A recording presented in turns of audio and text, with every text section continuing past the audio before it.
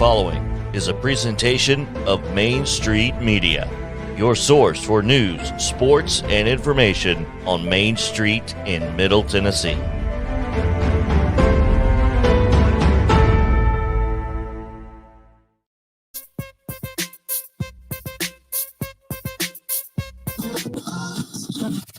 From preps to pros and everything in between, it's Southern Middle Tennessee Sports Today.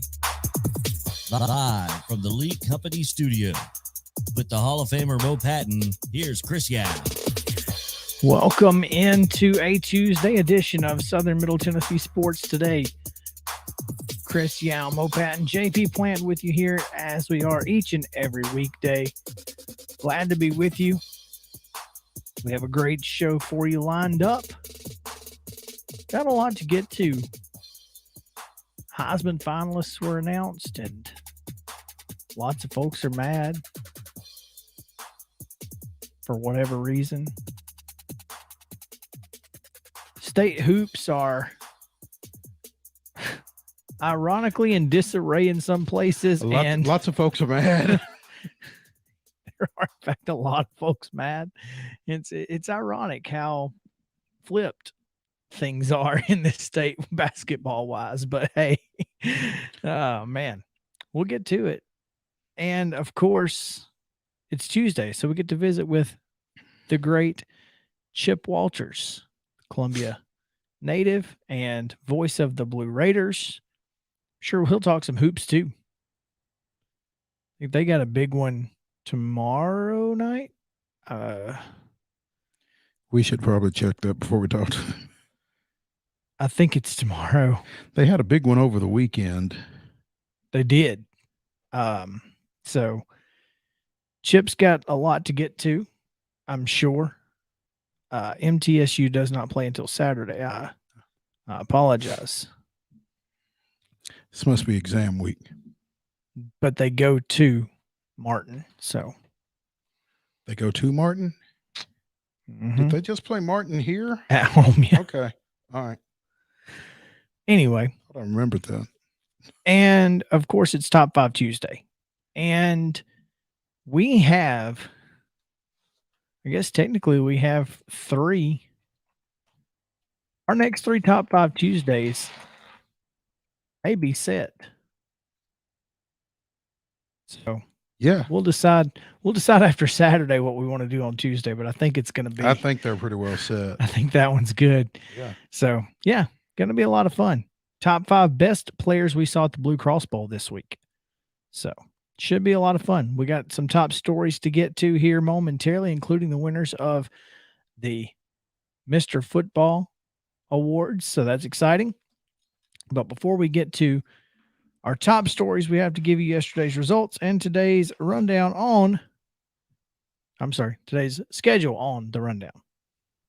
Here's the rundown. Let's do it.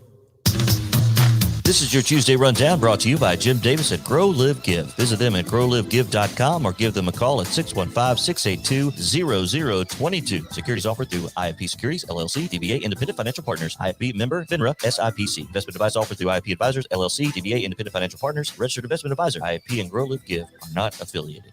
In high school girls basketball action on Monday night, Franklin Road Christian defeated Zion Christian 45-25. It was Creekwood 61, Spring Hill 33. Hampshire dropped a 56-51 decision to Eagleville, and Huntland defeated Culleoka 57-40. So there's two. There's a Franklin Road Christian and a Franklin Road Academy. And they are in two separate places. That is very confusing. Franklin Road. I bet they're both on Franklin Road, though. Well, kind of. Franklin Road Christian School is in Murfreesboro. Wow. And it's on 96 as you're going into town. It just says Franklin Road on the... Franklin Road Academy is on Franklin Road right off of the Harding Place exit at in Nashville. Yeah. That's amazing. I had no idea. Now, See, today I learned. In boys action last night, it was Creekwood 60, Spring Hill 36, Eagleville down Hampshire 59-36, Culleoka a 4-point winner over Huntland 71-67, and in the NBA, the Grizzlies ruined Tua Tagovailoa's night, even though he got a jersey from the Heat. The Heat lost 105-90. Tuesday basketball action. Columbia Academy travels up 65 to Battleground Academy. Columbia Central plays at Marshall County. Hampshire hosts Cornersville. Summertown hosts Creekwood. And Independence hosts Father Ryan. Lawrence County's at home against Giles County. Santa Fe also at home against McEwen. Mount Pleasant travels across the street to Zion Christian. Richland is at Loretto, and Centennial hosting Summit. High school wrestling action tonight. Summit will take on visiting Antioch and Forest. That's a 5:30 start, in quotes, because if you've been around wrestling, YKYK. Yeah, if you know, you know. Columbia Central and Marshall County travel to Spring Hill for a tri-match beginning around 5:30, and at approximately 5:45, Independence, Northeast, Overton, and Centennial will wrestle a double duel at Centennial. Tonight in NHL action, it's the Nashville Predators going up to Detroit to take on the Red Wings. That's a 6 o'clock puck drop exclusively on ESPN Plus.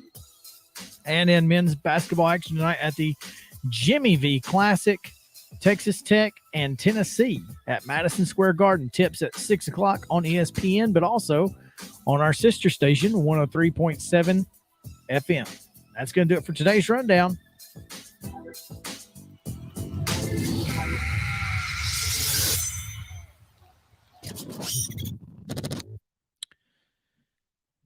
First things first, the East-West High School Football All-Star Game has been moved, Mo. Not in place, but in time. Yeah, apparently that game that was scheduled for a 7 o'clock kick on Friday at Forterra Stadium on the campus of Austin Peay State University will instead be played on Thursday night. Guess there's some weather predicted impending for weather. Friday. This weekend is not looking great weather-wise. I guess it's what we have to deal with for having had perfect weather in Chattanooga.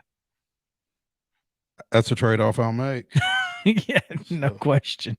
Yeah, so that's news that just came down here within the last hour or so, I guess. So not long ago, right?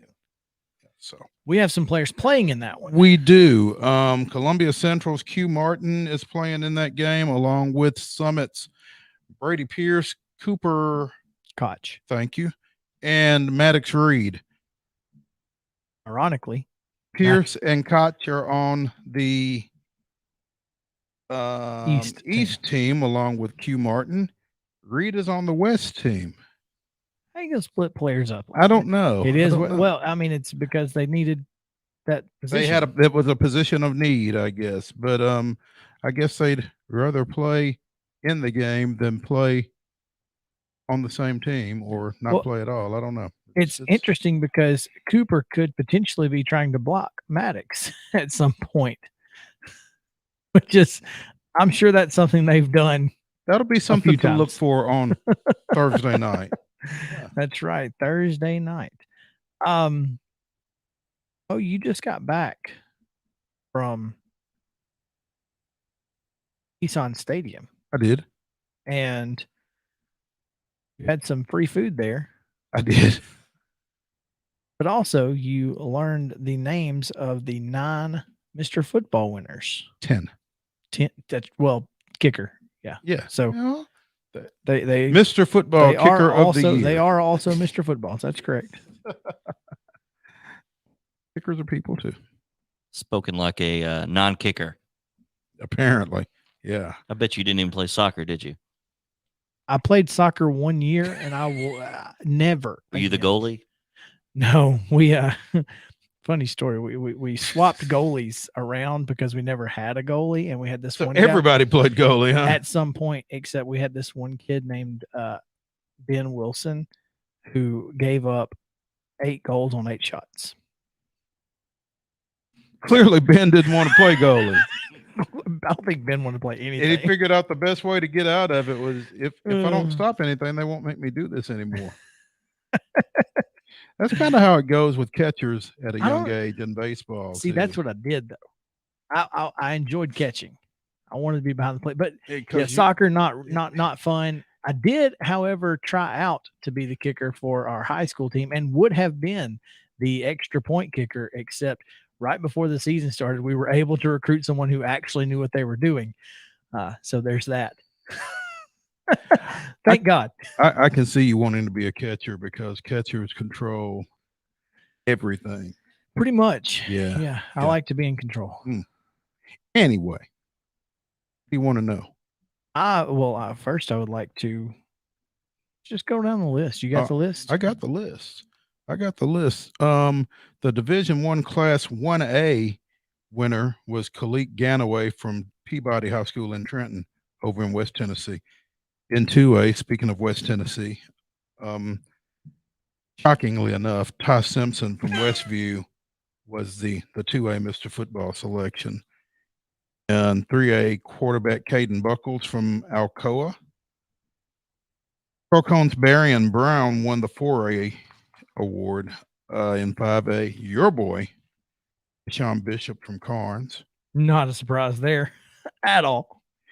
In 6A, drum roll. No, Summit's Destin Wade was named Mr. Football over his younger brother. 2 or 3 minutes today, I learned.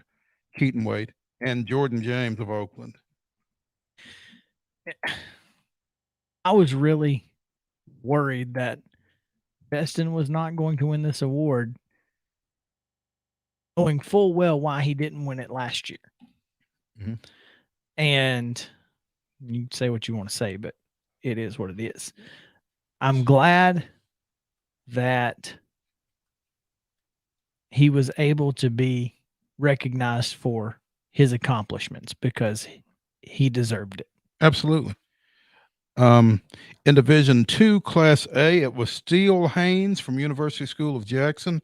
AA, Alex Broom from Lipscomb Academy. Division II, Class AAA, Dallin Hayden won it for the second year in a row from Christian Brothers. And the kicker of the year was Tullahoma's Justice Chadwick, who we had expected to see late in regulation of that championship game and did not, but that's another story. It's imagine having Mr. Football Kicker of the Year and not using him, but hey, it didn't matter. Thank goodness it didn't matter. I'm glad it didn't matter too. I'm glad it didn't matter too. Yeah. Who are the finalists in 3A Division II? 3A Division II finalists were Dallin Hayden from CBHS, Kenny Minchie from Pope Prep, and William Riddle from McCauley. Okay. I was curious if I couldn't remember if Marcel was on the list. No, he was a semifinalist. So Marcel Reed was extended an offer today by Cincinnati, who also has a commitment from Luther Richardson. Luther Richardson, who, by the way, was not at Mr. Football today because of illness. Oh. So anyway, I just thought that was interesting. That is interesting. A little Nashville to Cincinnati pipeline going there. That's what I'm thinking. Hey, real quick, the Panthers fired Joe Brady. Is he coming back to college, Mo? Yes or no? I think the question is not whether he's coming back to college, but what college he's coming back to. There we go. That's what I'm talking about. There are several schools out there who could use him. A lot of offensive coordinator positions either open or soon to be open. Here's where I don't want to see Joe Brady. You don't want to see Joe Brady in Oxford.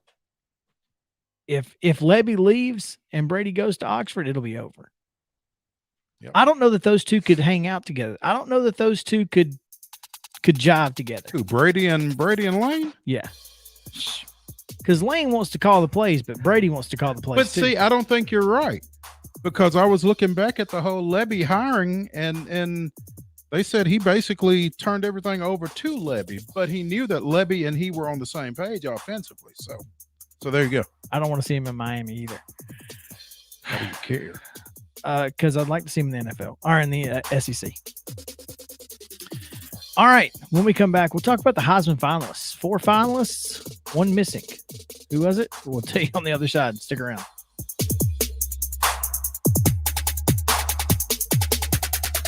Mid-Tennessee Bone and Joint treats your orthopedic injuries and existing conditions. Our trained physicians will get you back in the game faster. Contact us at 931-381-2663 or www.mtbj.net. Fast Stop Markets is a full-service, family-owned convenience store chain located in 14 locations throughout Middle and West Tennessee. For those in our listening area, you can find them in Columbia, Centerville, Lawrenceburg, Spring Hill, Dixon, and White Bluff. Fast Stop partners with wholesale fuel brands like Shell, Marathon, and Exxon, delivering a consistent customer experience that is fast, friendly, and clean. If it's not already, it will soon become your go-to store to shop in town or on the road. Fast Stop Markets is proud to be keeping you moving in Tennessee. Keep your home as comfortable as possible. If you have any issues with your air conditioner, electrical, or plumbing systems, call Lee Company. Our techs use visual findings and other technology tools to add transparency and clarity. You see what we see, whether we're in a crawl space or on the roof. We're here 24/7, so if you need us, call us. Lee Company. Call 931-548-4448 today or schedule your appointment at leecompany.com. That's leecompany.com. Hey folks, while we take a quick break from the show, I want to tell you about our friends over at Custom Stone Handlers in downtown Columbia. Ned Rich and his team at Custom Stone Handlers believe in leadership. And outside of the military, our greatest leader building platform is sports. Custom Stone Handlers proudly encourages young people to get in the game. You can contact them today at 931-490-4990 or visit CustomStonehandlers.com. Mid-Tennessee Bone and Joint has been the official sports medicine provider for Murray County Schools for more than 40 years. We specialize in orthopedic injuries, and our Ortho Quick walk-in service lets you bypass the ER. Visit us online at www.mtbj.net.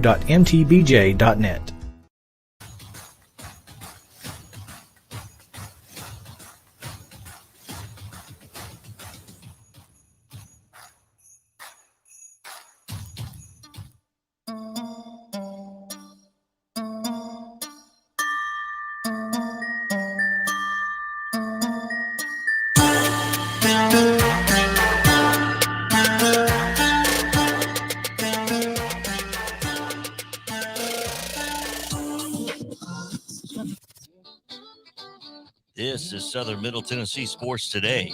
Sports talk like it used to be. You know, like your crazy uncle used to listen to. Only better. Here's Chris and Mo. Welcome back in Southern Middle Tennessee Sports Today, presented by Mid-Tennessee Bone and Joint.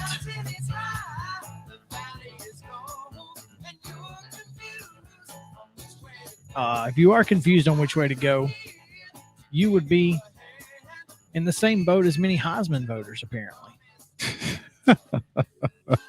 4 Heisman finalists announced last night, including quarterback C.J. Stroud of Ohio State, quarterback Bryce Young of Alabama. Of course, you've got defensive end from Michigan, Aiden Hutchinson, and quarterback from Pitt, Kenny Pickett. A couple of names missing in that list, Mo.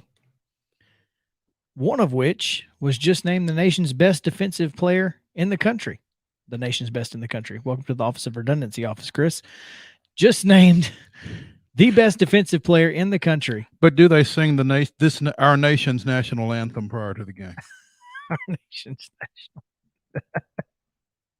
We'll talk off air. That's a good one. The Bronco Nagurski Award was received by outside linebacker from the University of Alabama, Will Anderson Jr. last night. He's not on the list, being New York, but a defensive player who wasn't even a finalist for. Maybe he was. I don't know if he was a finalist or not for the Nagurski. Anyway, Aiden Hutchinson is going to be in New York. How does that happen? I think Aiden Hutchinson deserves to be in New York. I don't disagree. But Will Anderson probably should be in New York too. So too should Kenneth Walker III. Which brings me to my next point. Graham Couch. Do you know who Graham Couch is? I know the name. If I told you Graham Couch is a Heisman voter, what would you? What do you think Graham Couch does? As a Heisman voter, you know he's a media member. He's obviously not a former. He's a Heisman. media member. He covers college football. He writes for the Who does he cover? He covers Michigan State. All right. There you go. Uh-huh. For the Lansing State Journal. Mhm. He writes, any writer or reporter covering one team or a couple of teams for 12 hours every Saturday sees very little college football elsewhere. None of us should be voting for an award that requires intimate knowledge of the national landscape, nor should anyone who year after year puts a quarterback at the top of their ballot just because those are the names they know and the highlights they see. I said, and I've covered SEC college football SEC football. Speaking of the Department of Redundancy, I've covered SEC football, and when you cover a beat, you don't see a whole lot of football other than the team you cover and whoever they're playing on that particular Saturday. So you really have to go out of your way to have a base of knowledge sufficient to really vote on something like that. Honestly, same thing on top 25, and you got to put the work in.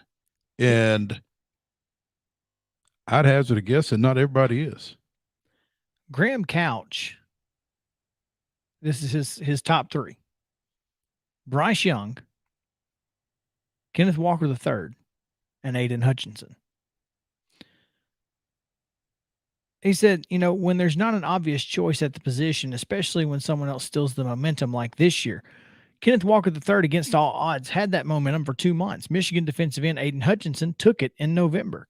Alabama linebacker Will Anderson Jr. never had it and might have been the best player in college football. That's what I'm told. I saw him play bits and pieces of games. Thing is, Will Anderson was kind of steady, but not spectacular, I think would be the best way to describe him. The only reason Aiden Hutchinson is in New York is because of how he played against Ohio State. Now, don't get me wrong. He had a great year, and his numbers overall look great. But he had his best game at the biggest moment. Right, on the national stage, because everybody's eyes were on that Michigan-Ohio State game. And, you talked about somebody having a Heisman moment when you were talking about Stroud and Kenneth Walker III. Yeah. I said Ohio State, Michigan State. Well, yeah. Stroud had his Heisman moment, but then Hutchinson took it away from him. Hutchinson said, well, you think he's the Heisman winner? Watch this. Yeah. And went and sacked him a couple of times. Alabama fans are absolutely just destroyed right now, despite the fact that they're about to win their second straight Heisman. Because if you don't think Bryce Young's winning this thing, you're crazy. Michigan State guy just said he was at the top of my ballot, and I didn't even watch him play. Well, here's the thing. So they're upset because Will Anderson isn't in New York? Yes, as they should be, but that's not the focus. That shouldn't be the focus, is my point. They should be excited for Bryce Young, not upset about Will. This is exactly what Nick Saban was talking about. When Nick Saban was talking about you're not appreciating the things that you have because you're worried about the things you don't have. Mm. Yeah. And Alabama fans are notorious for this, especially during this Saban run. Well, it's Nick's fault. If he wants to do something about it, lose a couple more games. I mean, if he really is interested in his fans appreciating what they have, take it from them. That's what we do to kids, right? Exactly. It's not wrong. I mean, you're 100% right. I mean, if Nick Saban just up and quit and was just like, you know what, you people don't appreciate this, I'm out. Yeah, or if Nick Saban was to go 8-4 one year, then come back and win a national championship, I bet that get everybody's attention. Well, that's what some Alabama fans in this building have said. I've enjoyed this season much more than I enjoyed any other season because they've had to work for it. It's been a struggle. Mm-hmm. And that makes sense to me.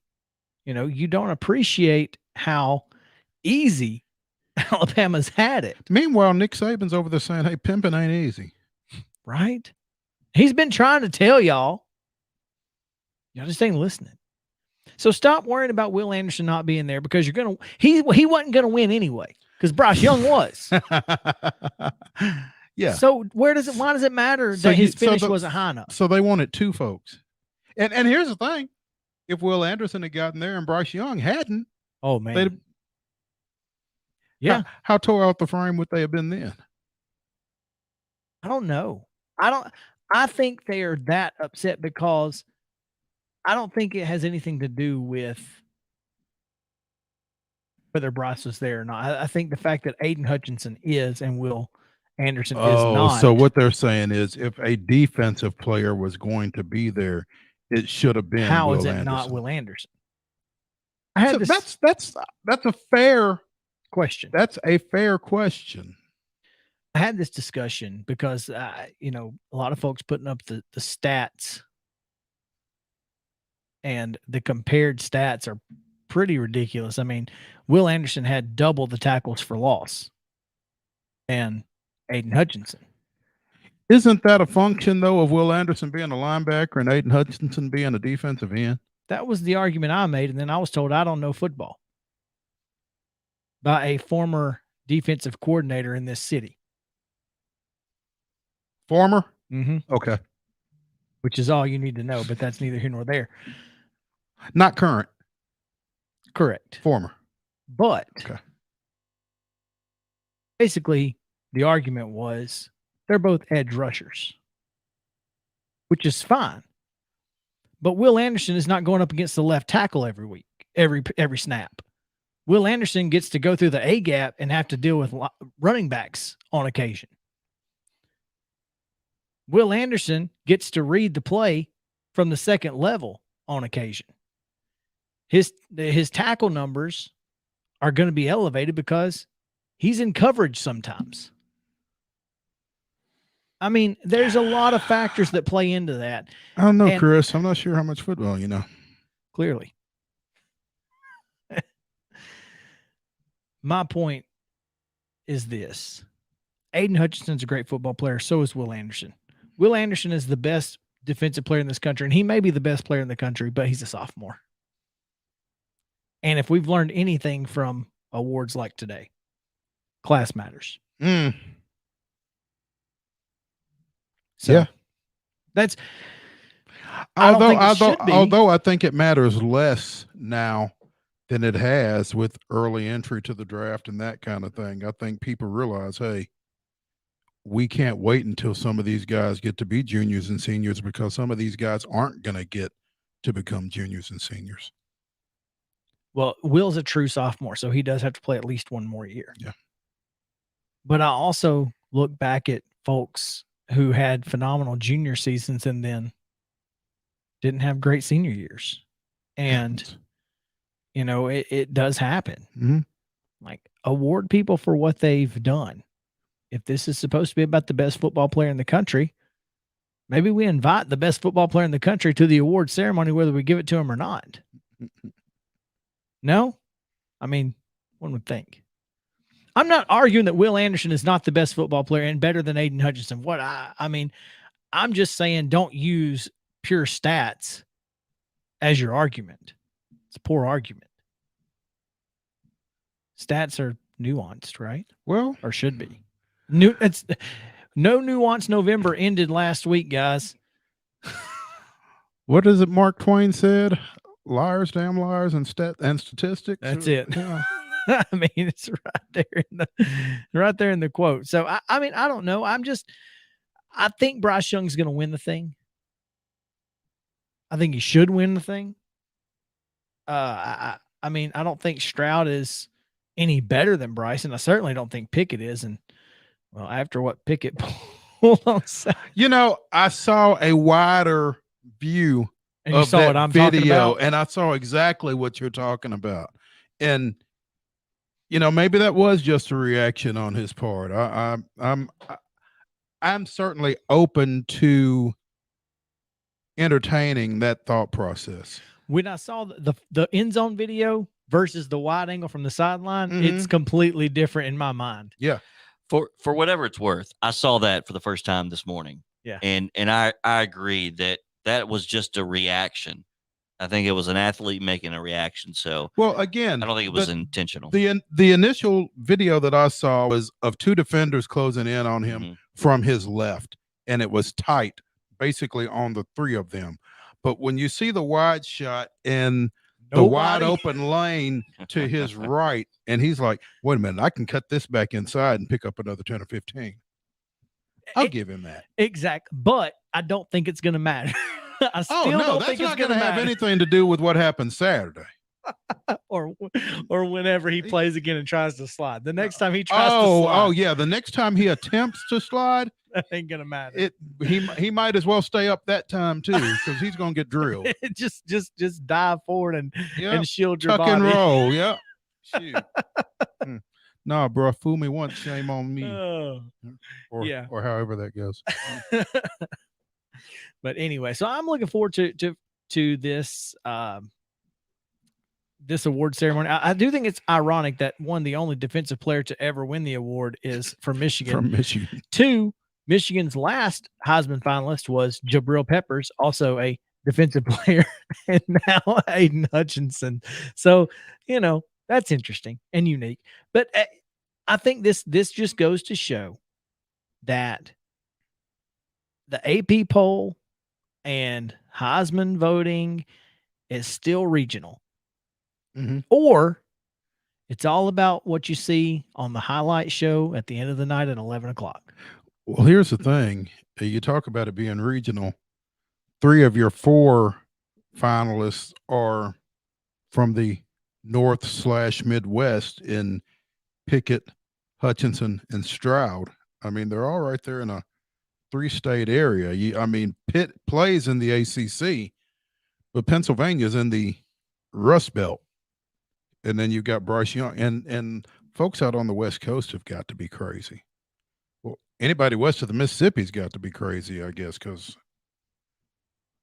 not anybody's fault. I mean, who was out there? And here's but to that point, that was a big deal when someone west of the Mississippi first won the award, because it took a long time for that to happen.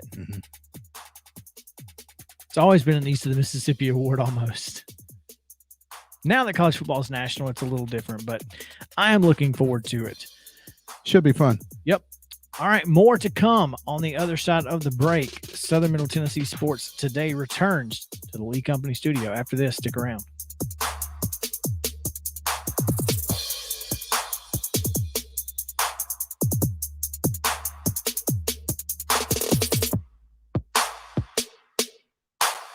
Mid-Tennessee Bone & Joint treats your orthopedic injuries and existing conditions. Our trained physicians will get you back in the game faster. Contact us at 931-381-2663 or www.mtbj.net. Fast Stop Markets is a full-service, family-owned convenience store chain located in 14 locations throughout Middle and West Tennessee. For those in our listening area, you can find them in Columbia, Centerville, Lawrenceburg, Spring Hill, Dixon, and White Bluff. Fast Stop partners with wholesale fuel brands like Shell, Marathon, and Exxon, delivering a consistent customer experience that is fast, friendly, and clean. If it's not already, it will soon become your go-to store to shop in town or on the road. Fast Stop Markets is proud to be keeping you moving in Tennessee. Keep your home as comfortable as possible. If you have any issues with your air conditioner, electrical, or plumbing systems, call Lee Company. Our techs use visual findings and other technology tools to add transparency and clarity. You see what we see, whether we're in a crawl space or on the roof. We're here 24/7, so if you need us, call us. Lee Company. Call 931-548-4448 today or schedule your appointment at leecompany.com. That's leecompany.com. Hey folks, while we take a quick break from the show, I want to tell you about our friends over at Custom Stone Handlers in downtown Columbia. Ned Rich and his team at Custom Stone Handlers believe in leadership. And outside of the military, our greatest leader building platform is sports. Custom Stone Handlers proudly encourages young people to get in the game. You can contact them today at 931-490-4990 or visit CustomStonehandlers.com. Mid-Tennessee Bone and Joint has been the official sports medicine provider for Maury County Schools for more than 40 years. We specialize in orthopedic injuries, and our Ortho Quick walk-in service lets you bypass the ER. Visit us online at www.mtbj.net.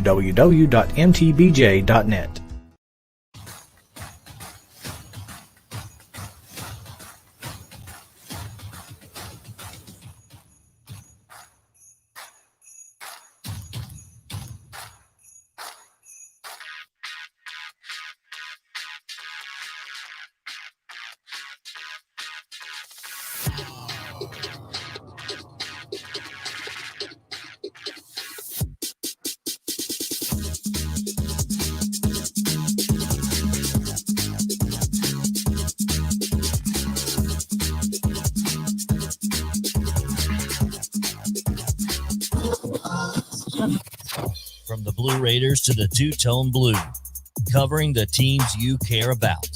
It's only on Southern Middle Tennessee Sports Today.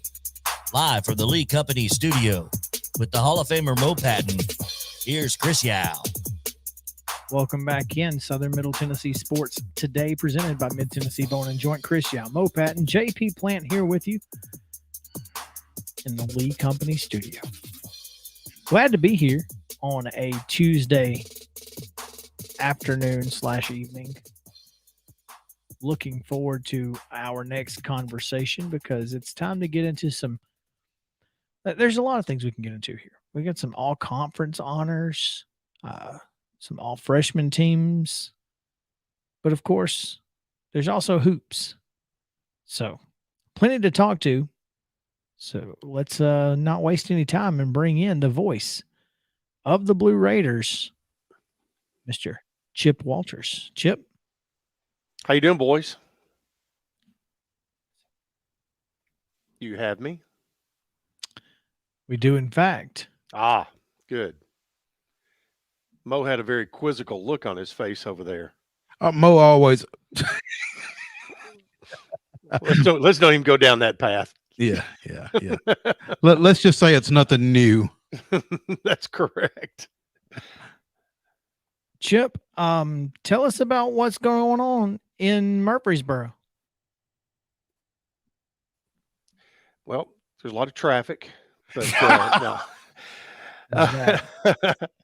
no. Obviously, preparations. I literally just before we started here, I got a notification of when and where I'm supposed to show up for COVID testing before traveling to the Bahamas next week. So, getting ready for that, and basketball. Everybody's kind of getting a few days here to catch their breath. The men and women both played over the weekend. The men Saturday night at Murray State, and the women at Lipscomb on Sunday. And neither team will play again until the women play on Friday, and the women play on Friday, and the men play on Saturday night. This is exam week, and so that's all part of that. So you got that going on. You had Conference USA all conference players announced today, and Middle put 3 on the first team. Reed Blankenship, Quincy Riley, Jalen Lane. Let's see, DQ Thomas, second teamer, along with Jordan Ferguson on the second team. Then Jimmy Marshall, Jordan Palmer, and Jalen Lane. Jalen Lane were all honorable mention. Lane honorable. He was first team in special teams, but honorable mention defensively. So that's kind of the thumbnail. If you'd like to head down a path there, Mr. Yao. No, I have no path. Although I do want to mention the all freshmen. Yes. Let's see here. That's right. Vadiato and right. Nick Vadiato was named on the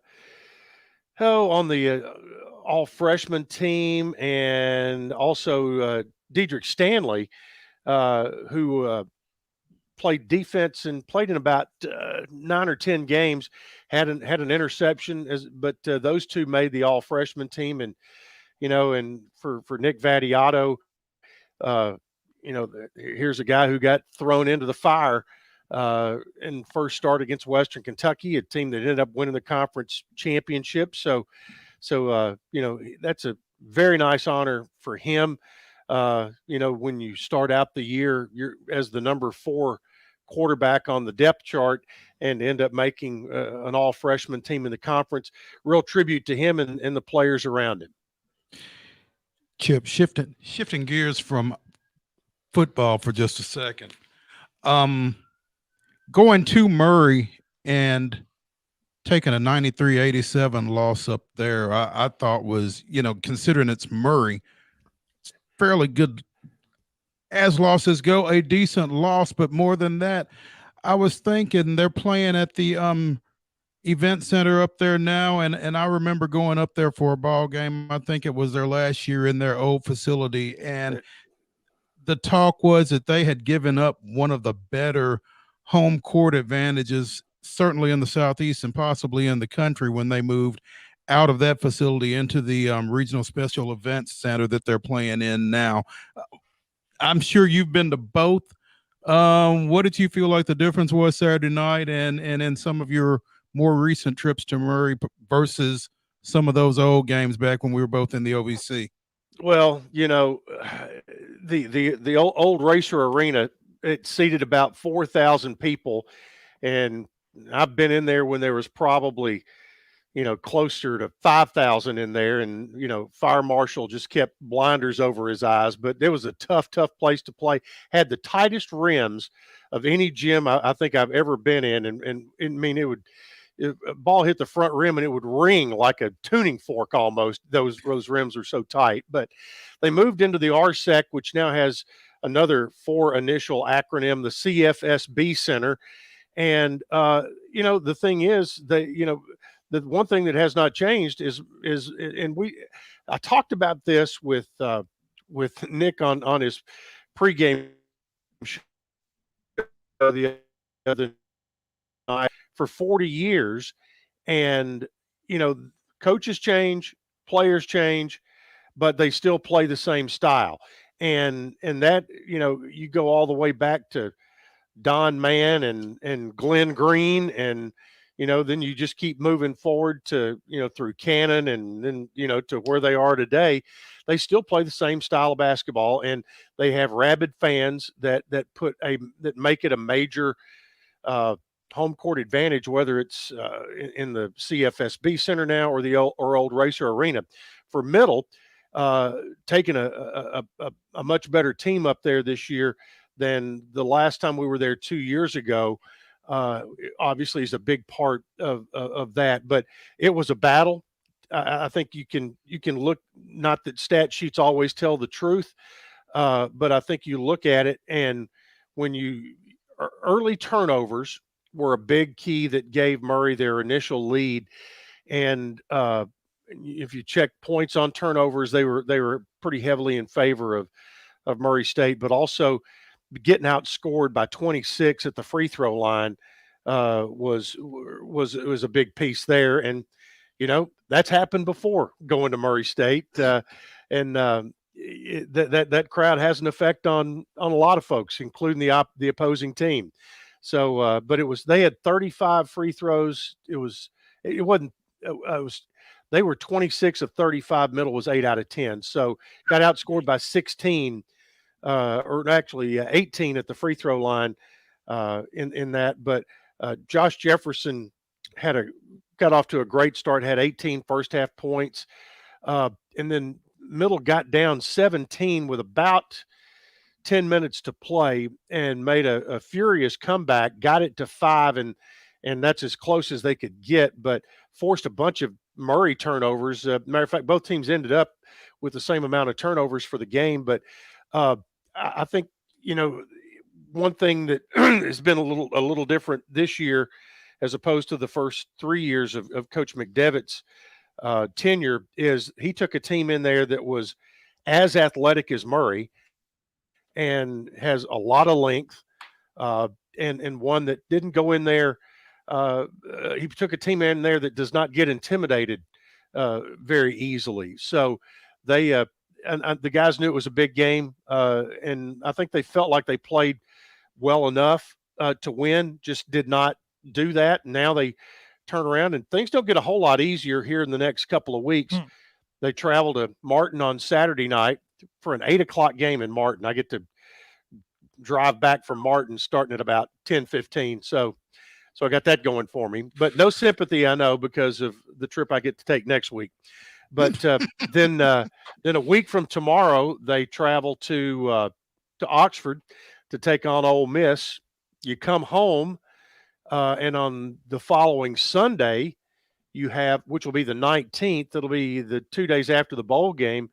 They've got a Coastal team coming in, and a Coastal team that beat South Carolina by 24 the other night. And then you wrap up your pre-Christmas schedule on the 22nd, going to Chattanooga, who's always good down in the Roundhouse. So it's a schedule that's very challenging, but also I think it's one that's got some wins if they play well. A Coastal team coached by former Cumberland Junior College coach Cliff Ellis. So I have a great stat. I have a great stat for you. Are you ready for this? Talk to me. Of course, Cliff left Cumberland, went to South Alabama, then Clemson, then Auburn, then got out, and now he's he's at Coastal. He coached a couple of games in Murphy Center as head coach at South Alabama and at Clemson. He came in one time, and we did the math on this the other night. When Coastal comes in on the 19th, it will have been 14,000 and some odd days, 40 years and 16 days. The first time he coached in Murphy Center with South Alabama was like December 3rd, 1981. And now it's going to be December 19th, 2021. Between visits. He did come in with Clemson, and that visit was in 83 or 84, right in there. So it was over. We did the math on it. It's been over 12,000 days between his visits as a head coach to Murphy Center. That's impressive, whoever came up with it.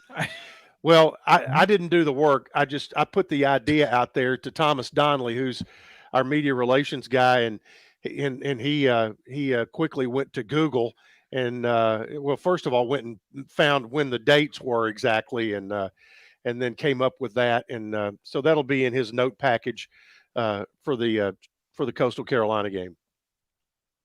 Just hope he factored in leap years. Well, Google will have had to have done that. So that's right. Trust them to do that. If it's on the internet, it must be true, especially Google. That's right. Hey, did you guys have fun in Chattanooga? Yeah, I think we had a lot of fun. Probably not as much fun as you had, though, working so much. Oh, wow. I mean, I had 3 games, and I just, hats off to Cookeville. I mean, they did an excellent job for several years, and don't ever want to get that lost in the conversation. But Chattanooga was a brand new, nice, unique home for the Blue Cross Bowl, and I thought they rolled out the red carpet. Yeah, they had a few misfires on things that will not happen, that would happen in the first year, not happen again. I mean, it was, stuff like, okay, media parking, I know where it says to go, but because you've got that street blocked off, I can't get there kind of deals, some of those things.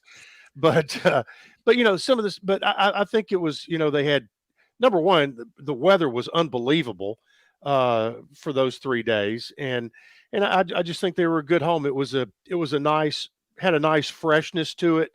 And you had some really good football games. Chip, there's a story on mainstreetmurray.com where I give a grade to Chattanooga for the Blue Cross Bowl championships. And we came up collectively in the car. We kind of talked about some things on our way home, the 3 of us.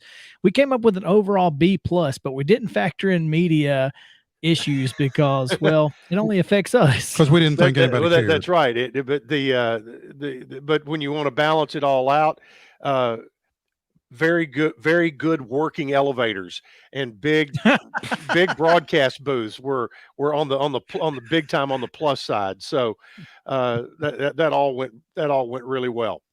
No doubt. Chip Walters, the voice of the Blue Raiders and the Blue Cross Bowl 3 times. So we appreciate you taking some time as always, man. Thank you. All right.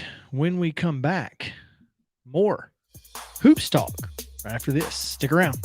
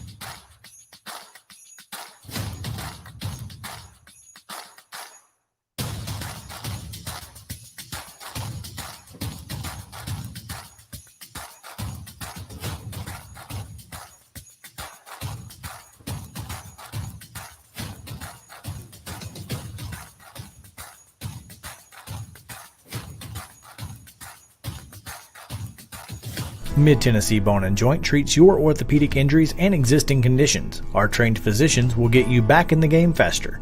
Contact us at 931-381-2663 or www.mtbj.net. Fast Stop Markets is a full-service, family-owned convenience store chain located in 14 locations throughout Middle and West Tennessee. For those in our listening area, you can find them in Columbia, Centerville, Lawrenceburg, Spring Hill, Dixon, and White Bluff. Fast Stop partners with wholesale fuel brands like Shell, Marathon, and Exxon, delivering a consistent customer experience that is fast, friendly, and clean. If it's not already, it will soon become your go-to store to shop in town or on the road. Fast Stop Markets is proud to be keeping you moving in Tennessee. Keep your home as comfortable as possible. If you have any issues with your air conditioner, electrical, or plumbing systems, call Lee Company. Our techs use visual findings and other technology tools to add transparency and clarity. You see what we see, whether we're in a crawl space or on the roof. We're here 24/7, so if you need us, call us. Lee Company. Call 931-548-4448 today or schedule your appointment at leecompany.com. That's leecompany.com. Hey folks, while we take a quick break from the show, I want to tell you about our friends over at Custom Stone Handlers in downtown Columbia. Ned Rich and his team at Custom Stone Handlers believe in leadership. And outside of the military, our greatest leader building platform is sports. Custom Stone Handlers proudly encourages young people to get in the game. You can contact them today at 931-490-4990 or visit CustomStonehandlers.com. Mid-Tennessee Bone and Joint has been the official sports medicine provider for Murray County Schools for more than 40 years. We specialize in orthopedic injuries, and our Ortho Quick walk-in service lets you bypass the ER. Visit us online at www.mtbj.net.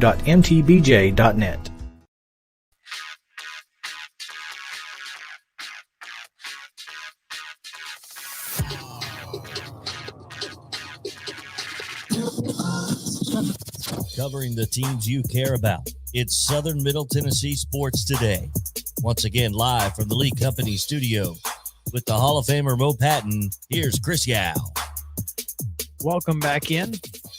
Southern Middle Tennessee Sports Today. Getting ready to talk some Memphis hoops and other in-state hoops talk. But the emphasis on Memphis. Wow. I mean, emphasis, Memphis, it kind of sounds the same. I read an interesting story on the Daily Memphian, and if you have any interest in what's going on in that area, there's no better subscription than the dailymemphian.com. Inexpensive and completely worth it, in my opinion. Inexpensive and informative. It's a heck of a combination. I know, right? It's almost like $25 a year for mainstreetpreps.com. Should definitely do that. Inexpensive and informative. I mean, I really don't know what else you'd want. Before we get there, speaking of mainstreetpreps.com, Mo, you had a story posted today on mainstreetpreps.com that I thought was incredibly cool. When it hit us and we realized what was happening during that 2A game, I guess it was almost fourth quarter. Mm-hmm. But man, pretty cool that you got a chance to talk to Dawn Davenport as she became the first female to do play-by-play for a Blue Cross Bowl telecast. Yeah, it was pretty cool. What was even cooler was, one, she didn't realize it until I asked her about it, but the fact that wasn't top of mind for her, that she was just trying to get ready for a broadcast and trying to do a broadcast, and she made a statement. There's a quote in that article. I just wanted to get it right for the kids and their families. And as I DM'd her earlier this afternoon after the article was posted, when she said that to me, it ran all over me, because we've talked to Mike Keith, who has also done some Blue Cross Bowls and some other stuff for the TSSAA. He emceed today's Mr. Football Awards presentation. And that's one thing that he has said, you just want to get it right for the kids, because this is a memorable event for them. And, it's the same thing he said during that Waverly broadcast on numerous occasions. Mm-hmm. And we want to treat these kids like they are the pros, and they do. And that's really, you don't expect anything less when you know these people. As Mike has said on these airwaves on numerous occasions, he and I go way back. I've known Dawn pretty much since she got to town.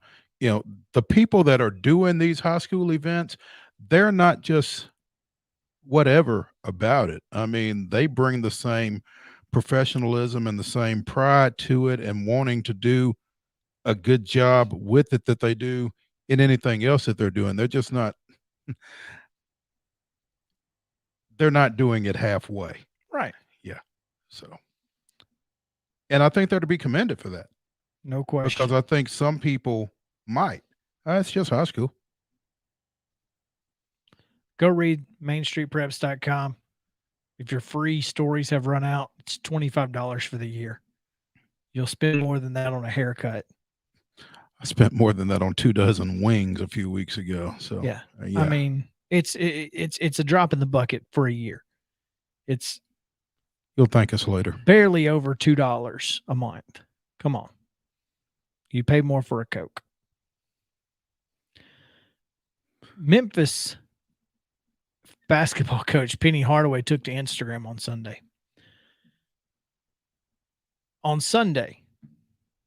Okay, that's important to the story. Okay. He posts a video of a church sermon.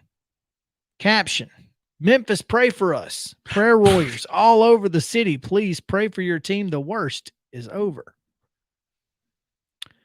Stephen Johnson of the Daily Memphian asks, is the worst really over? He notes that on Friday, they begin a 9-day, 3-game stretch that includes Murray State. It includes number 9 Alabama, who just took care of Gonzaga fairly easily. Number 3 Gonzaga. And then they have the Vols on the 18th. Oh, by the way, that game's here in Nashville. Now, this is on the heels of losses to Ole Miss. Let's see. I'm not sure exactly who. There's a loss to Georgia in there, isn't there? There's a 3-game losing streak. Mm-hmm. 2 of them, Memphis was a double-digit favorite, which I guess if Florida is any indication, that doesn't matter. They lost to Texas Southern last night. Somebody asked if Dan Mullen was coaching the basketball team. That's good. Well, I mean, this is not great for Memphis. I mean, I think the worst is to come. You're talking about a great Murray State team. You're talking about Alabama, who just beat Gonzaga, as we just said, and then Tennessee, who is on a roll right now. They're currently on a 4-game streak, including that 89-72 win over North Carolina. And I'm going to just tell you, ain't too many coaches that would rather kick Penny while he's down than Rick Barnes. After all that trash he done talked. That 3-game losing streak began with Iowa State.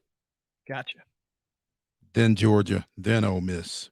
So they've already dropped 3, which I guess would send you to the altar if you're Memphis.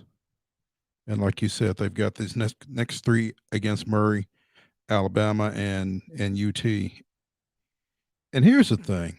Here's what compounds this whole situation. What's Penny in? Year 4? 4th year. Okay.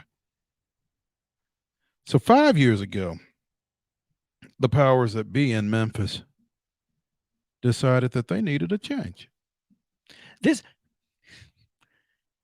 particular situation reminds me an awful lot of one that just took place in Miami. Continue. Got rid of a really good man who has won a few basketball games just because he wasn't really appealing to the right folks in and around this program. And what happened to Tubby and what happened to Manny Diaz? Yeah, there's some parallels there. You're right.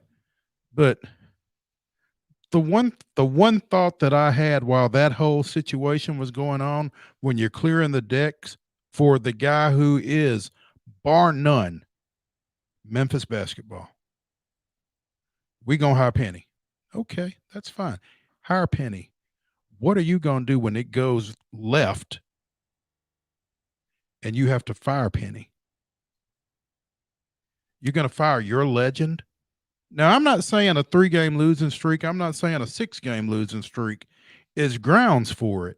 But I don't think anybody really looked at the totality of the hiring of the if then.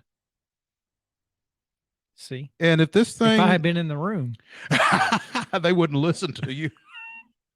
They'd have kicked you out of the room. At least they'd have heard it. They'd have kicked. They wouldn't have heard it for long. No, because that nobody was hearing that Penny wouldn't be anything but ultra successful. Because he is Memphis. Because he's Penny. You know.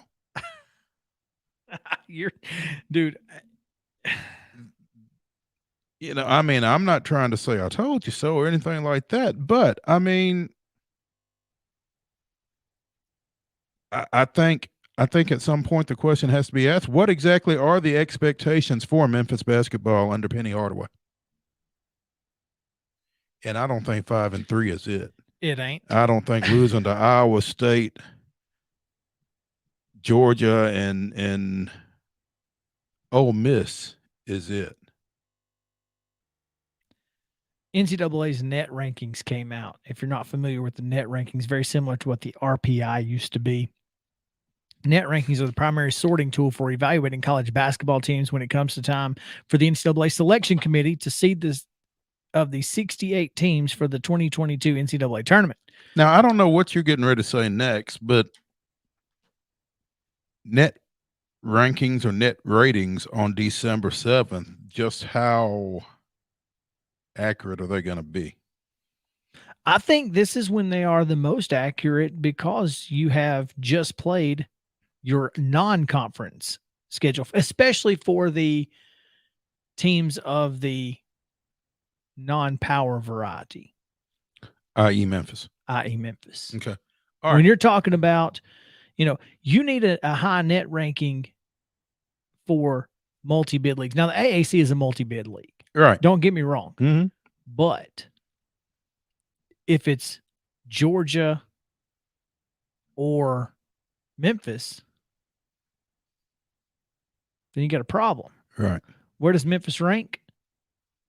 65. Only 68 teams get in, and there's certainly going to be some bids stolen.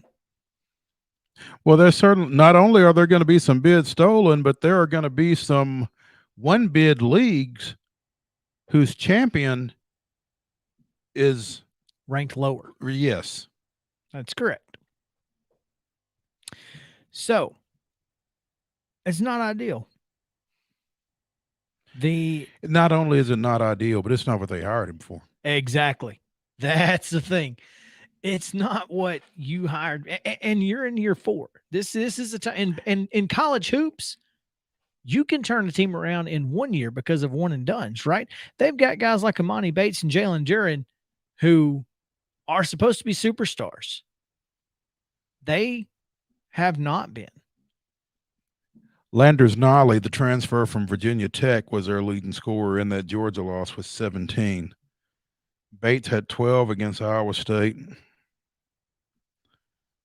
Duren had 22 against Western Kentucky in a 74-62 win earlier this year.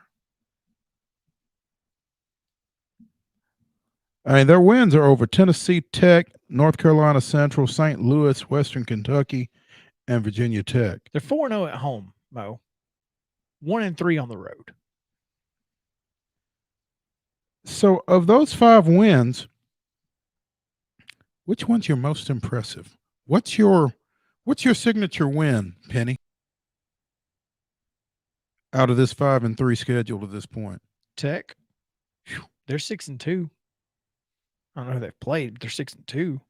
Maybe St. Louis. St. Louis is pretty good. And it's not just because I randomly wear the shirt featuring the Billiken logo. But it doesn't hurt. It doesn't hurt. And they're 7-1. Their only loss is to Memphis. So, I mean, there's that. And I mean, oh, sorry, they're 7-2. UAB just beat them. So, how did you not know that? Just found out. So, I mean, when Memphis goes into the AAC, who is it that they're going to beat there that's going to make you think, oh, exactly, okay, they're back? They've got to beat either Alabama or Tennessee, preferably Alabama. They've got to win one of those two. Alabama is at the FedEx Forum, where they are undefeated, and Penny coaches very well. Tennessee, Memphis is the home team, but it's here in Nashville. It's going to be a lot of fun. Both those games, by the way, on ESPN, too. The Deuce. The Deuce. All right. We have plenty more to talk about. So don't forget it's Top 5 Tuesday. Best 5 football players we saw at the Blue Cross Bowl. So stick around. Southern Middle Tennessee Sports Today, presented by Mid Tennessee Bone and Joint, will return to the Lee Company studio after this.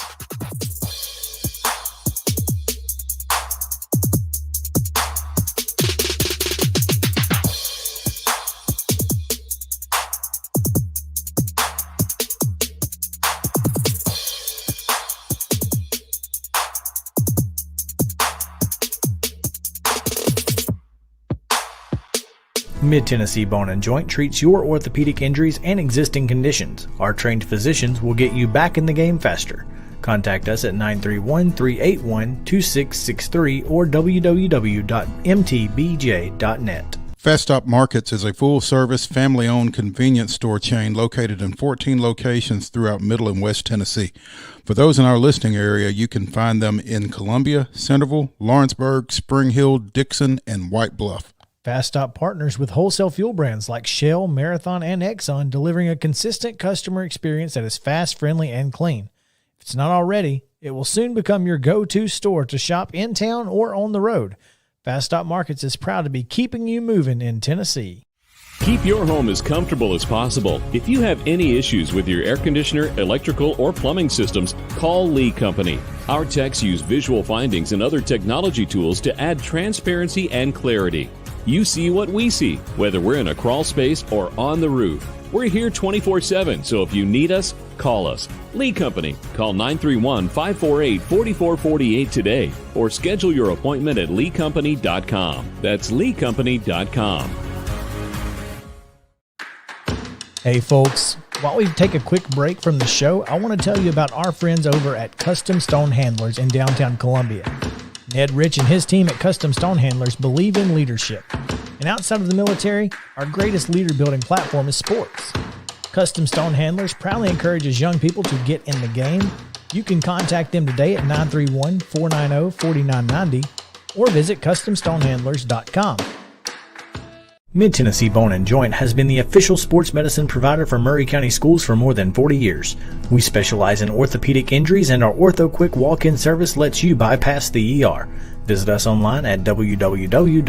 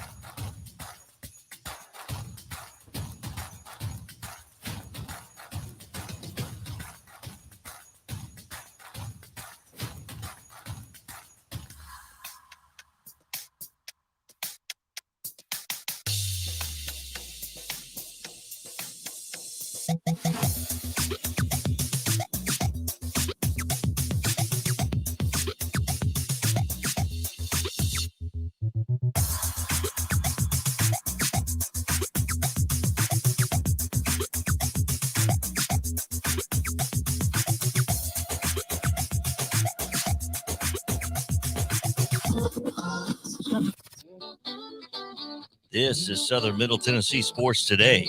Sports talk like it used to be. You know, like your crazy uncle used to listen to. Only better. Here's Chris and Mo. I mean, I am the crazy uncle. So there's that. Sometimes, anyway. Oh. Fellas, I want to just say how much excitement I have about Top 5 Tuesday. As we talked about earlier in the show, Mo, it's a big time for these kids to have been at the Blue Cross Bowl. And getting a chance to recognize several of those athletes who were part of the state championships, pretty cool. I really wanted to lobby for making this a top 10. You know, because I will have some honorable mentions. It may be a top 10. I'm going to have a tough time getting this down to 5 because there were some pretty solid performances. And I know that I feel like I'm going to be biased against some kids who I had seen earlier in the season in favor of some kids that I saw for the first time this weekend, if that makes sense. And I tried to take that into consideration when I started my list. But yeah, I'm looking forward to that. I think we're going to get a chance to. I just feel like I'm going to leave somebody off that doesn't deserve to be left off. Somebody's getting left off. There's no question there. Yeah. I'm going to be intrigued to see JP's list from the standpoint that he hadn't seen any football all year, really. Right. He will be Nobody. He will be the one that gets a chance to kind of validate some things. And not just that, but like he'll be the one who has the most unbiased, I think. Mm-hmm. I can be just as biased as the next person. I'm kidding. Yeah. Yes. I need to start thinking about that. You maybe. Yeah. Probably a good idea. So, Talk amongst yourselves. As we've been doing this entire game. Okay. You get a text today earlier, Mo, from JP talking about how much he likes Notre Dame's new coach, Marcus Freeman. Yeah, he sent us a article that Coach Freeman wrote for the Players Tribune, and I've not had a chance to see it. I also have not had a chance to see his introductory, his introduction. I guess there was a video of it yesterday on Twitter. I didn't get a chance to see that either, but I tell you, that is in the story. There's a link to that in the story, so you can watch it there. It seems like everybody who has reacted to this hire is making this guy sound like the anti-Brian Kelly, and I think that's probably exactly what that program needed. Well, I'm looking, I'm looking at this from the fact that Notre Dame was very intentional with this hire. And I love that they were able to do it with a guy who was already on staff. And it's not going to really shake up their program. So, as far as, I'm not ever going to be a Notre Dame fan or apologist, but I do want to commend them for this because I think it was the right move. It was a good move for their program. And I think it's going to pay dividends. Well, I mean, if ever there was a time to elevate a guy off your staff this year, I think this was it. Between, it wasn't like you were getting rid of Kelly. He left. It wasn't as if you were necessarily getting rid of a bad coach. You were in the conversation for the college football playoff. So if there's somebody on staff who you feel like is capable of maintaining or elevating your performance, why go look for somebody else? No need to. If he's willing to stick around, because he's a little bit more of to a degree, he's more of a proven commodity because you've been around him, you know what he's about, that kind of thing, as opposed to bringing somebody in based off of somebody else's recommendation or whatever. So, yep, you know what you're getting. Yeah, he's a known commodity. The only thing is you don't know what he's going to do in that position, but you feel comfortable enough with him. And so, kudos to the Notre Dame administration for going in that direction rather than feeling like we've got to go get a proven, established Power 5 coach. Sure. So, here's my thing though, and we talked a little bit about this off air yesterday, I guess. What is Clark Lee thinking? I still don't think he was getting the job. Maybe he would have. You don't think if he was still there as defensive coordinator, you don't think he would have gotten it? I don't think so. Maybe I'm wrong. I don't know. And it's hard to know. It's hard to say. I just feel like it's worth considering that a year ago he was in the same position Marcus Johnson was in. Yeah, Marcus Freeman. Sorry, Marcus Freeman. Marcus Johnson. Anyway. Yeah. Anyway. Speaking of obviously coaching moves, did you happen to see, because our friend Jason Kersey was very upset in tweeting about the Oklahoma-Oregon press conference. Did you happen to hear what happened? No, I did not. So the Alamo Bowl, right? Other than Kayvon Thibodeau has opted out for Oregon. So Oklahoma and Oregon are both playing in the Alamo Bowl. Right. OUUO. At the time of the press conference, Mario Cristobal was the head coach at Oregon. So the Alamo Bowl, wanting to keep the focus on the Alamo Bowl, says no questions from the press corps. I'm asking the questions. President of the Alamo Bowl said. He said, I'm asking the questions. Oh, goodness. Very weird. Do you remember in the Red House commercial where the guy's like, the Red House is for me? That guy? Like he's reading it from that was this guy, huh? This is Mario Cristobal. It's an honor to accept the invite to the Alamo Bowl and play such a great program, a storied program and championship program like OU. I mean, that's not what he sounded like, but he might as well have been reading it off a cue card. I mean, it was. And so did he get up? Was this a Zoom meeting or something? This is a Zoom Okay, so he got up. press conference. He got up from that Zoom press conference, got on a plane, and flew went to Miami. That's what oh man, it was so odd, so weird because And the thing is, everybody in that Zoom press conference knew that.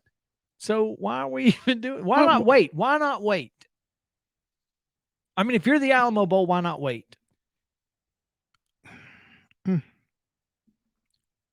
Because we have the press conference on Monday. It's like the Pro 32. Comes out on Tuesdays. Cristobal's move to Miami became official Monday morning, as we all talked about yesterday. Suddenly, Oregon was left with no choice but to stop pretending to. The Ducks pulled their staff from recruiting trail, and not knowing which assistants he would take with him, were unable to immediately name an interim coach. Oregon Athletics Director Rob Mullins, and this is from an ESPN staff report, Miami never reached out to me. The usual courtesy is to reach out to the institution, and that never happened. Hey, that's not the usual courtesy. We're going to talk to your coach. Is that okay? No.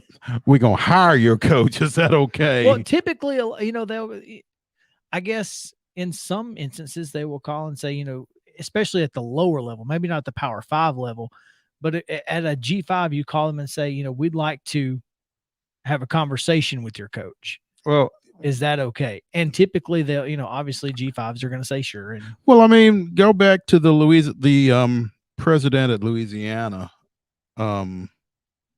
He specifically said that Florida, that Scott Strickland called and made them aware that they were going to be talking to Billy Napier. And he said that that's not a courtesy that often takes place. Okay. So, well, I mean, it does at some levels and in some instances, but apparently not very often. Not as often as it should, seems like. And just let me know. In the NFL, they do it with coordinators, right? You have to. Somebody know that you're. Yeah. Or request permission to talk to a coordinator. And in the NFL, they can turn it down. Yeah, they can say no. You can't. No, you can't. No, he's off limits to you. It's interesting. Which does not seem very fair to me. Well, there's that. This. I don't mind Cristobal going home.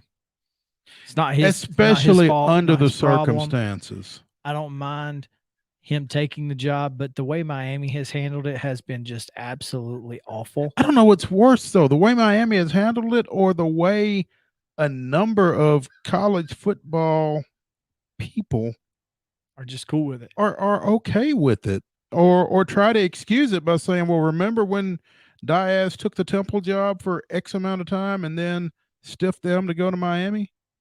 Like, that makes it okay for him to be disrespected. I mean, first of all, that's who's different. Temple, Miami. Who's gonna were you gonna stay? I mean, you were gonna stay in Coach Temple when you could go to Miami? At least, I mean, here's the thing. At least he did it, at timing wise, it wasn't bad. I mean, yeah, they had just hired him, but I mean, that's they had just hired him. I mean, better 3 days than 3 weeks. Right. I mean, it wasn't like he was out recruiting for one school and being courted by another all at the same time. And again, that's not on Cristobal. That's not a problem for him. I don't have a problem with Cristobal in this situation, but I just thought it was no, I don't have a problem with Cristobal at all. My problem lies with the Miami administration. 100% for handling their business the way they did. I mean, they were hedging their bets, Chris. Oh yeah, 100%. And if we can't get Cristobal, then we'll just keep Diaz. Of course, I'm sitting here hoping Diaz mic drops him and says, "You can't fire me. I quit." Yeah, but he's waiting on that money. Why quit when you stand to make $9 million? There is that. And one thing we forget about, Rhett Lashley was the OC at Miami for Diaz. He's now the coach at La Tech. I think, no, not La Tech, at SMU. SMU. Mhm. Yeah. So, I mean, so many coaching changes. I don't know. I tell you what, man, the spreadsheet of school, old coach, new coach, it's going to be a long one heading into the 22 season. Add 10 rows at the bottom. At least. But, that's – so I don't know what Diaz was doing. I don't know if he was looking for an offensive coordinator. I don't know if he was Surely he was looking for kids. I don't know what he was doing. And I mean, how many houses did he go to and have somebody say, Coach, you ain't even going to be there next year? I mean, it doesn't make any sense. Yeah, it's tough. Did we see switching gears a little? We got about a couple minutes. I just want to throw this out there. The new Big 12. We saw a preview of that Saturday, right? With Baylor, Oklahoma State's kind of the new. They're the new Texas, Oklahoma. They're right? the new beast. Yeah. It's wild. Well, Cincinnati, Houston. That's right. Cincinnati. We had 2 Big 12 title games on the same day. So should Baylor and Cincinnati have to play each other? They should. But instead, Cincinnati gets to play Alabama. Gets to play Alabama. Has to play Alabama. That's the way that goes. Man, Alabama is becoming wide receiver U. Jamison Williams. Isn't that something?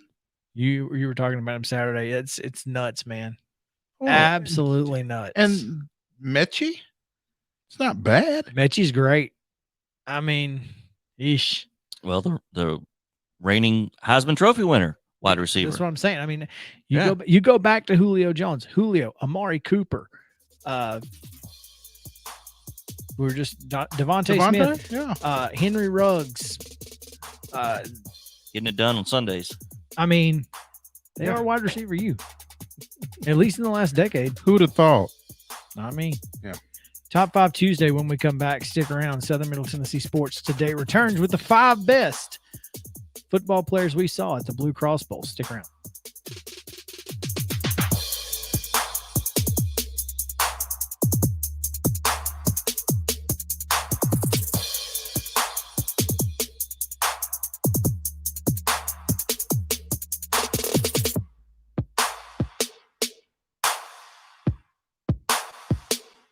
Mid-Tennessee Bone and Joint treats your orthopedic injuries and existing conditions. Our trained physicians will get you back in the game faster. Contact us at 931-381-2663 or www.mtbj.net. Fast Stop Markets is a full-service, family-owned convenience store chain located in 14 locations throughout Middle and West Tennessee. For those in our listening area, you can find them in Columbia, Centerville, Lawrenceburg, Spring Hill, Dixon, and White Bluff. Fast Stop partners with wholesale fuel brands like Shell, Marathon, and Exxon, delivering a consistent customer experience that is fast, friendly, and clean. If it's not already, it will soon become your go-to store to shop in town or on the road. Fast Stop Markets is proud to be keeping you moving in Tennessee. Keep your home as comfortable as possible. If you have any issues with your air conditioner, electrical, or plumbing systems, call Lee Company. Our techs use visual findings and other technology tools to add transparency and clarity. You see what we see, whether we're in a crawl space or on the roof. We're here 24/7, so if you need us, call us. Lee Company. Call 931-548-4448 today or schedule your appointment at leecompany.com. That's leecompany.com. Hey folks, while we take a quick break from the show, I want to tell you about our friends over at Custom Stone Handlers in downtown Columbia. Ned Rich and his team at Custom Stone Handlers believe in leadership. And outside of the military, our greatest leader building platform is sports. Custom Stone Handlers proudly encourages young people to get in the game. You can contact them today at 931-490-4990 or visit CustomStonehandlers.com.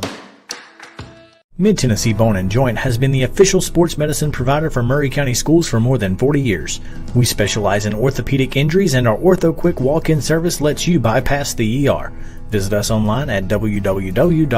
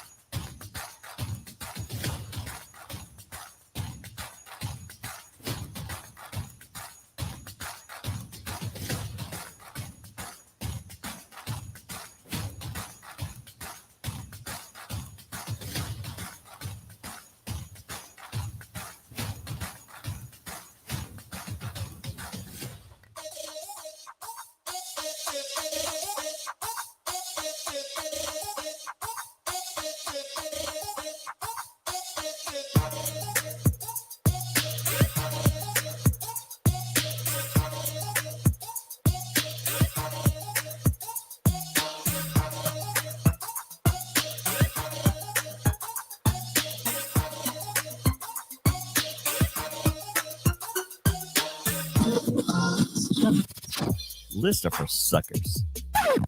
Oh, did I leave my mic on? It's Top 5 Tuesday on Southern Middle Tennessee Sports Today. Here's Chris and Matt. Welcome back in to the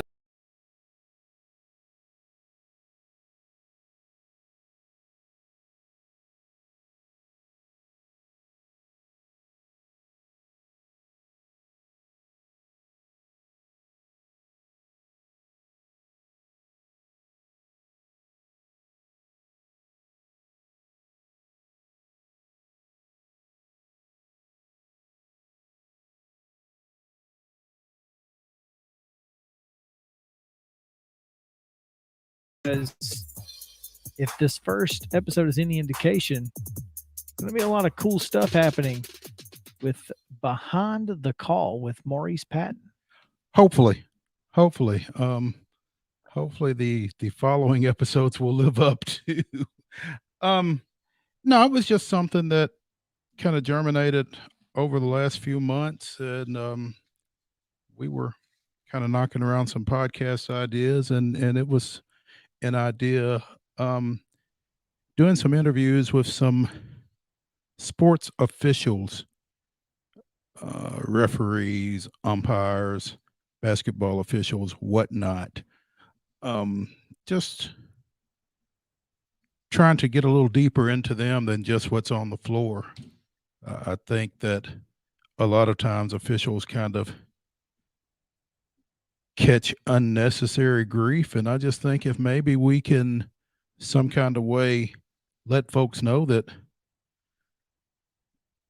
they're not monoliths. They actually are people. They actually have lives, and their goal is certainly not to hurt anybody athletically, but just kind of conversing with some of these folks and humanizing them, as some folks have said that have listened to or been involved in the podcasts.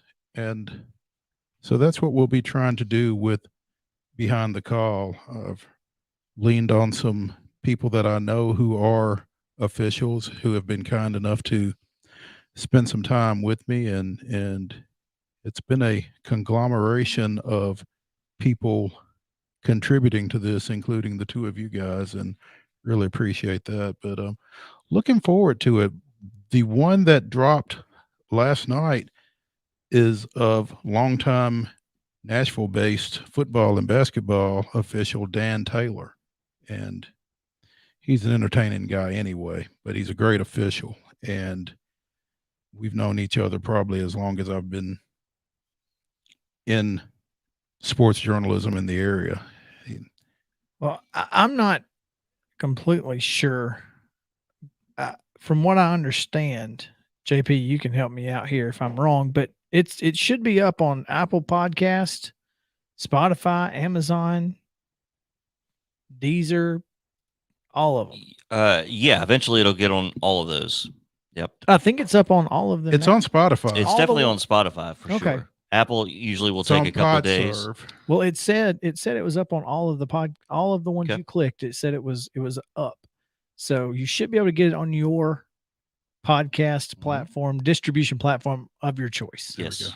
So look up Behind the Call with Maurice Patton is the full name, correct? Correct. And it has a Twitter account. It does have Oh, a you Twitter do? account. Oh, Yeah, I just checked to see if @Behind the Call was available, and sure enough, it was. there you go. So All right. jumped on that. Beautiful. Behind the Call. And we are not above letting you know how we feel about poor officiating, but we also want to let folks know how we feel about Officials. good officiating and officials as people. And this is going to do that. Speaking of, there were some we talked about with Joe yesterday, a couple of very good crews at the Blue Cross Bowl. So one of them led by Murray County Board of Education member Wayne Lindsay. That was a good crew. They did a good job. They had that Westview Hampton game. And it's fun when you see a crew that wants to be there, Mm-hmm. because we kind of saw one that we weren't so sure about as well. it was too early in the morning for them, apparently. Maybe so, yeah. But but yeah, we saw some good crews. We saw some good players. saw some great players. So let's talk about some of those players and give you the top 5 best players we saw at the Blue Cross Bowl. I know we all have some honorable mentions. So let's start with those. Mo, who you got? Man, I have only got my top 2 solidified, to be honest. So I'm going to throw off for right now to JP. Well, we'll get, how about this? We'll just do our honorable mentions at the end. Okay. Yeah. Let's do that. Okay. That'll work. Yeah. That way, if they're on somebody's list, we can just. Yeah. We can jump in at that point.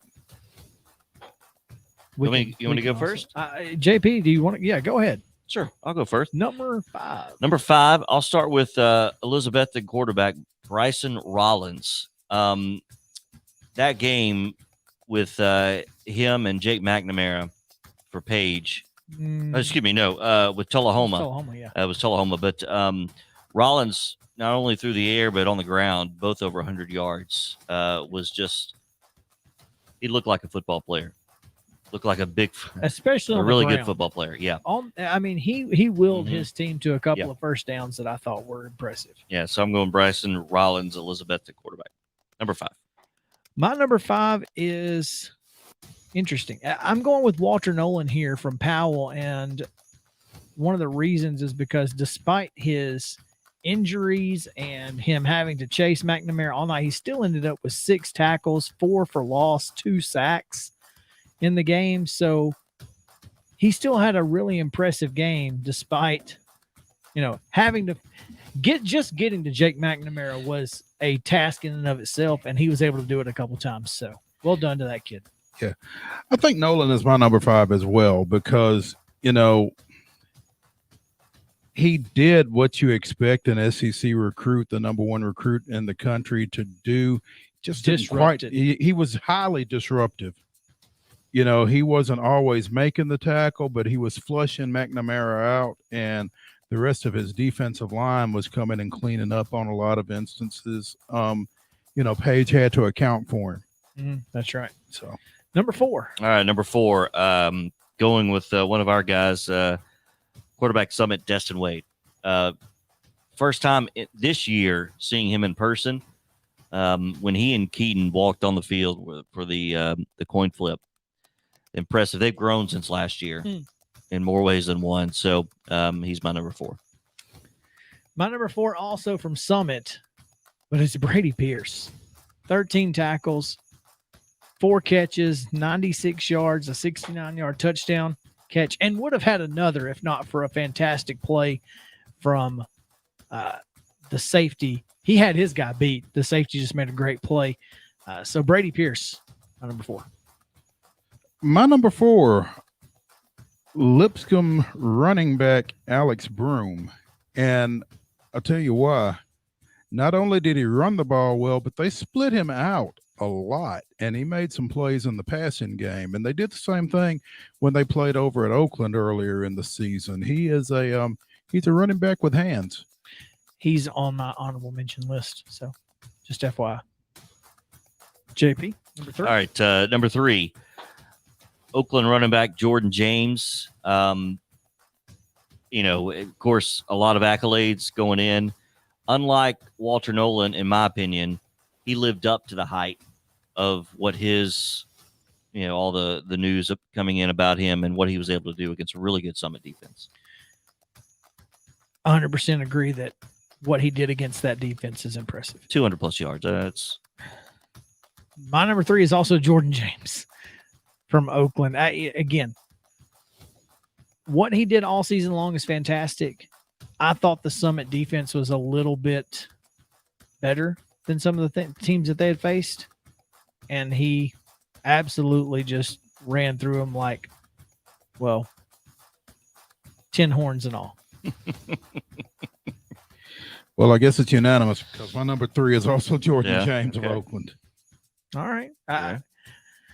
Number 2. All right, number 2, Ty Simpson, quarterback Westview, Alabama commit, of course.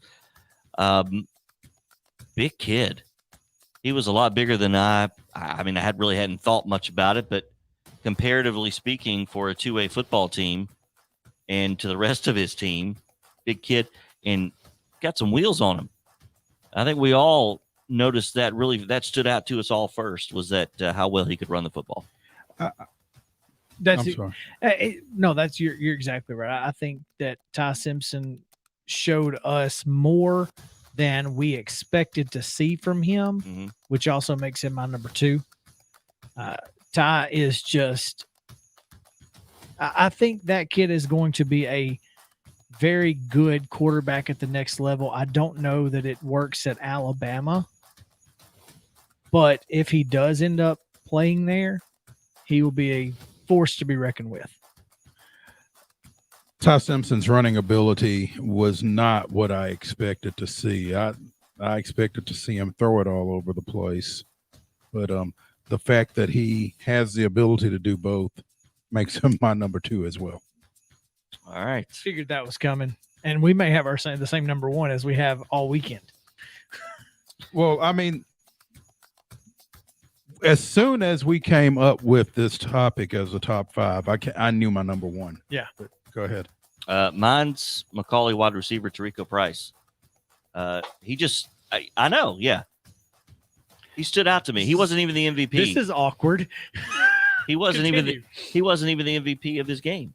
No, he was No, not. we know. No, we're aware. Yeah, I think he was by far the best athlete on that field that night. Wow.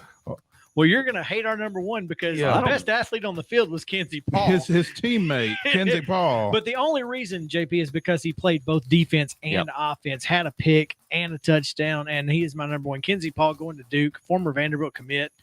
I could be mistaken, guys. That could be who I'm thinking who about. you're I thinking bet of. that's who you're thinking of. Now, because I Tarico don't had re- a good game. I looked at the numbers, and Tarico had the most yards. Maybe so. He Paul did. may be the guy. But number 4 I think you're right. Yes. Okay. Okay. That may make more That's sense. your- That it makes was- a lot more Yes, sense. okay. Yeah. Kenzie Yes. Paul played Yes. both offense and defense and had a pick, had Thank the you. touchdown, and is my number 1. And apparently is now JP's number Yes. 1. And That's who I and he was my number 1 from The get. day 1. Yeah. Kenzie Paul's And was not even the MVP of his game because William Riddle was. right. The guy throwing him the ball. Never mind the guy making the catches, Kenzie Paul, the Or only the- one catching it. Or the catches from the other quarterback that he made. Yeah. Equal opportunist. Exactly. I'll get into my honorable mentions, and like I Go ahead. said, there may be some recency bias towards some of these other guys, but obviously the Wade twins Both of them. did not think they played their best game Saturday night, to be honest. I think a lot of that had to do with Oakland, though, not necessarily. Sure. But I've seen better performances out of both of them. So that's why they weren't in my top 5. I agree. I did not forget about them. I agree. Antonio Patterson from Oakland also. He had a good game. I saw something on Twitter. Apparently, he is announcing his collegiate destination on the 12th, and I'm looking forward to seeing where he's going because that kid can play. Both quarterbacks in the 5A game, Jake McNamara and Jordan Potts from Powell. He's a junior. He'll be back next year. JP had Bryson Rollins as his number 5. I considered him. I'm gone. Oh, go. I'm sorry. No, my computer died. Oh, Theron Gaines, number 9 from Oakland. Every time I looked up, he was in the backfield. Souls from Powell, the number 6, fantastic kid. And I had DCA, Ashton Jones. yeah, the running back. Yes, there you go. Caden Buckles Yes, was one of mine. Alcoa. I think you guys mentioned everybody else that were in some of my honorable mentions. So All right, come back Oh, the tomorrow. one guy I didn't mention, Camden Allison, the junior cornerback from McKenzie. Come back tomorrow on Southern Middle Tennessee Sports Today.